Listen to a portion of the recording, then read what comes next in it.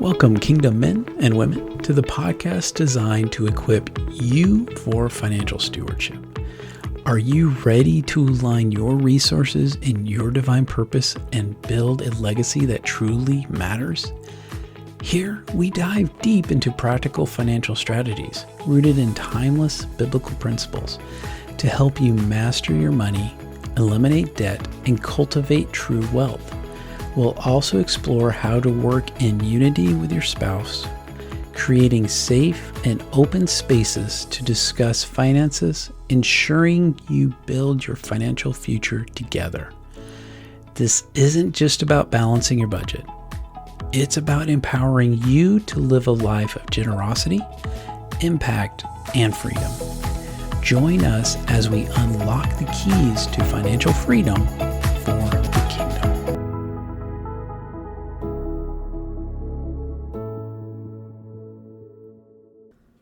We live in a world that often tells us to grasp tightly, to accumulate more, and to prioritize our own security above all else.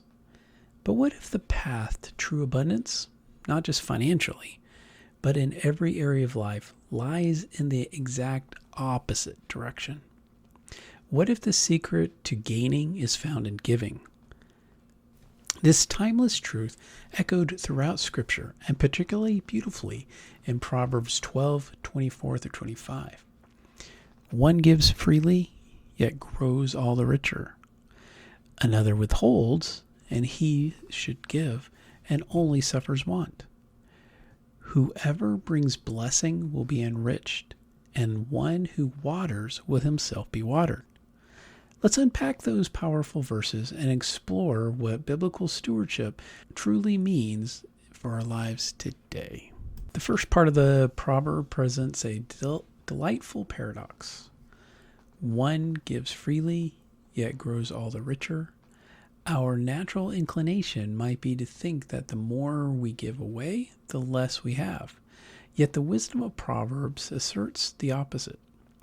This isn't just about financial prosperity, though that can certainly be part of it. It's about a holistic richness in relationships, in purpose, in peace, and yes, often in resources too. When we give freely, whether in our time or talent or resources or compassion, we are operating in alignment with God's design. We become conduits of blessings, and as a result, blessings flow back to us. This isn't a transactional formula, but a principle of spiritual economics. It's the law of sowing and reaping to its finest. Mentoring Men gives a great article about the paradox of giving, directly discussing the paradoxical nature of giving and receiving, which is linked in the show notes. The stark contrast, Proverbs warns, another withholds what he should give and only suffers want. This isn't about shaming those who struggle, but rather about the spiritual consequences of a closed fist and closed heart. When we hoard, when we're clinging to our possessions out of fear of selfishness, we cut ourselves off from the very source of abundance. Want here can manifest in many ways: a lack of peace, strained relationships, a sense of emptiness, or even a genuine lack of resources. The irony is that trying to secure ourselves through hoarding, we often create very scarcity we fear. Are you tired of setting goals only to see them fizzle out? Imagine having a dedicated partner, someone in your corner to help you stay on track, celebrate your wins, and navigate the inevitable roadblocks. That's exactly what I offer. If you're ready to stop wishing and start achieving, email me, Jon, at financialcoachjonllc.com. That's Jon, Jon, at financialcoachjonllc.com.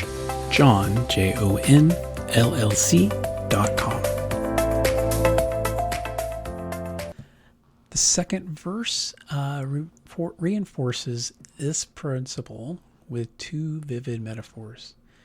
Whoever brings blessing will be enriched, and the one who waters will himself be watered. Bringing blessings and being enriched. To bring blessing means to actively be a source of good in the lives of others. It means using our resources, whether they may be to uplift, encourage, and support. When we do this, we become conduits for God's grace, and His grace enriches us in return. This enrichment might be a spiritual fulfillment, deeper joy, or even new opportunities. Watering others, being watered ourselves. Imagine a gardener who faithfully waters his plants. The plants thrive, produce food, and in turn provide nourishment and beauty. Similarly, when we water others, nurturing them with our kindness, generosity, and support, we are investing in their growth. And just as the gardener benefits from bountiful harvest, so too are we refreshing and sustaining in our own lives. Our own spiritual, emotional, and even physical soil is watered by the act of watering others. Be sure to check out the show notes to find out more resources. These verses offer profound insight into biblical stewardship. It's not merely about tithing or managing your finances responsibly, though those are important aspects. It's about recognizing that everything we have, our time, talent, resources, relationships, and even our very breath, is a gift from God. And as stewards, our role is to faithfully manage and deploy these gifts in ways that honor Him and bless others. When we live with our open hands and generous hearts, we tap into divine flow that transcends worldly logic.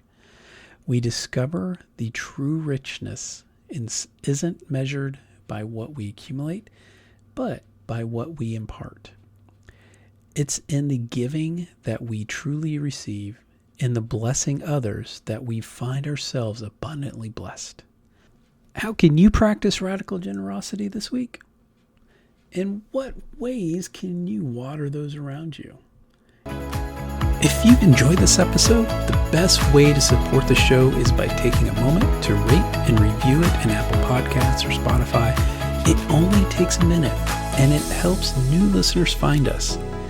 If you know someone who would love this conversation, please share it with them. Thank you for listening, and God bless.